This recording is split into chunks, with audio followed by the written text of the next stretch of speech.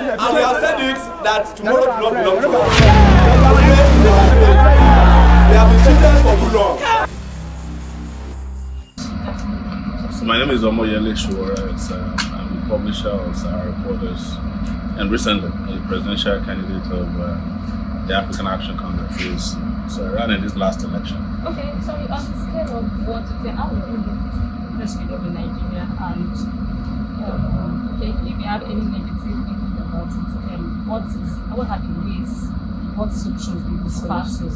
So my own submission is that the press will continue to be under attack as long as they're doing the job. But what's made press freedom to be under a more furious attack now is that there are several ways to violate the freedom of press. There are both direct, subtle, not subtle ways of doing it. So as a result, I don't rate Nigeria very high because it's a very dangerous to practice journalism in Nigeria. You know, as recently as 2-3 years ago, soldiers were still raiding newspaper houses because of headlines that came out in newspapers challenging the authorities that they didn't like. So we've heard, seen cases of journalists being jailed. Even some of them were sent to prison. When I say journalists, I'm using a general term now. Sent to prison for challenging constituted authorities in Nigeria. So that means that the atmosphere of press freedom in Nigeria is not very suitable. So my rating is very, very low, we're closer to 3. So what do you think is the solution? Oh, the solution is for the media also to take back its rightful position. Freedom is never given. It has to be taken, and you have to exercise your freedom so that, you know, and be vigilant about it, so that, you know, you can have it. No government official will give you freedom. It's not done. It's not even done in the so-called advanced countries where even press freedom is under attack from presidents of nations. You know what happened in Turkey, where a journalist was physically captured and dismembered. They're very powerful people. So you cannot believe that in this age and time, a media practitioner will be subjected to that kind of horrific crime sponsored by the state. So the solution is for people to stand up and bond together organically and resist all forms of oppression, whether they are happening locally, internationally, whether they are happening directly or they are happening digitally. Because press freedom is also under a lot of digital attack now. And also to look at press freedom because of misinformation and disinformation, which are new ways that governments have now started using to discredit media practitioners, because even the process of discrediting and scaring media practitioners is in a way a violation of press freedom. And that has become the new age way of now attacking the press, free press. Just completed general election. Did you say the press, did you say they are fair in their coverage? If they were fair, they would have been able to find out the election wasn't fair. The press would have been on that case and digging out where providing evidence to the public as to how the election was rigged. But we are not hearing much of that. You know, we're just hearing coverage of peripheral stories of who went to court.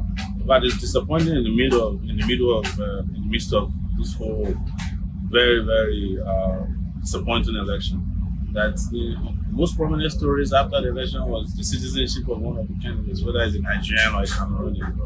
You know, that tells you there's something wrong with the kind of content the media is putting out there. So I rate the press also very low in the coverage of election. Okay, let's even delve into the ethics of journalism, especially the aspect of the remuneration, and also taking care of the press so that they will stop collecting the brown envelope. What's your take on that?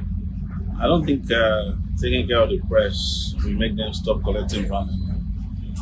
Some of the brown envelope collectors are not even poor pressmen. They are not the ordinary street vendors that you like to call.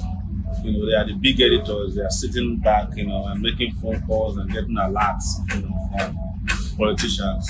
So I'm not saying that, the regular media people are not doing it, but the biggest corporates are not, the kind of hungry press on the street. But I totally support a situation where the media is properly remunerated, their salaries are paid on time, and when salaries are not paid, they get the kind of protection that they get in places like South Africa, where if you don't pay salary for a year, your business will be closed down. I mean, for a month, and there's some form of insurance for media.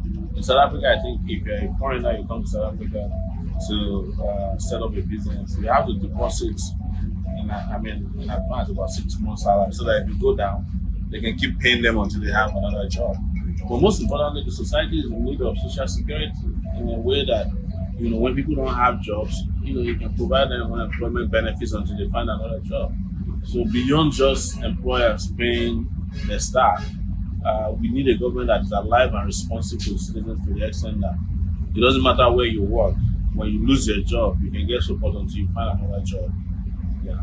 29th May is around the corner, and I know there are a lot of things that hinders the nation building. So which area do you actually want those that will take over to focus more on if they must try? We have to get the president to come back first, to come and take over. He's left, and we don't know when he will be coming back. This Sunday, information featuring to us shows he may not come back. But whether he's around or not, the nation must go on. So nations cannot go on. No. You see, this like is why what Condoleezza Rice said, that the presidency is more important than the president. Don't be confused with what Condoleezza Rice is saying and what we have. We have a problem on our hands. If you vote for somebody and he's sick and he doesn't take over on the day of swearing in, we have a problem on our hands. Okay, let's just wait on a normal condition when he's around. Which area of focus is around? Well, yes. Let's assume he's around.